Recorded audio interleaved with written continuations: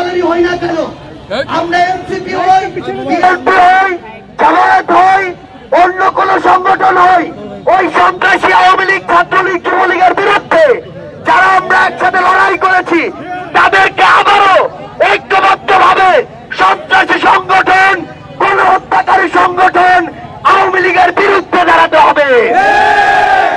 একটা জিনিস মনে রাখবেন, এই আওয়ামী লীগ একটার পর একটা হত্যাকাণ্ড ঘটিয়েছে। এই আওয়ামী লীগ পিলখানা হত্যাকাণ্ড ঘটিয়েছে। এই আওয়ামী লীগ হেফাজতের শাপলা চত্বরে হত্যাকাণ্ড ঘটিয়েছে।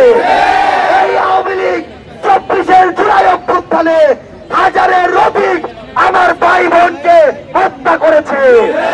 তারপর ওই খুনি হাসিনা এবং তার দালালদের বিন্দু মাত্র অনুসূচনা নাই। আমরা স্পষ্ট করে বলি, আমরা যারা ফ্যাসিবাদ বিরোধী লড়াইয়ে ঐক্যবদ্ধভাবে লড়েছিলাম, আমরা আবার ঐক্যবদ্ধভাবে ওই আওয়ামী লীগের বিরুদ্ধে আমাদেরকে যুদ্ধ ঘোষণা করতে হবে।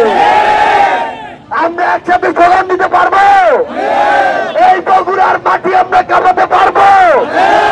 এই বগুড়াকে বিগত 16 বছর ধরে সবচেয়ে বেশি বৈষম্যের শিকার করা হয়েছিল। বগুড়ার নাম শুনলে প্রমোশন দেওয়া হয়নি, বগুড়ার নাম শুনলে বিল পাস হয়নি, বগুড়ার নাম শুনলে বাজেট বরাদ্দ হয়নি। আমাদের ঐক্যবদ্ধভাবে যেভাবে আমরা অগাস্টে লড়াই করেছি, জুলাইয়ে লড়াই করেছি, সেভাবে এই সন্ত্রাসী আওয়ামী লীগের বিরুদ্ধে আমাদের লড়াই ঐক্যবদ্ধভাবে অব্যাহত রাখতে হবে।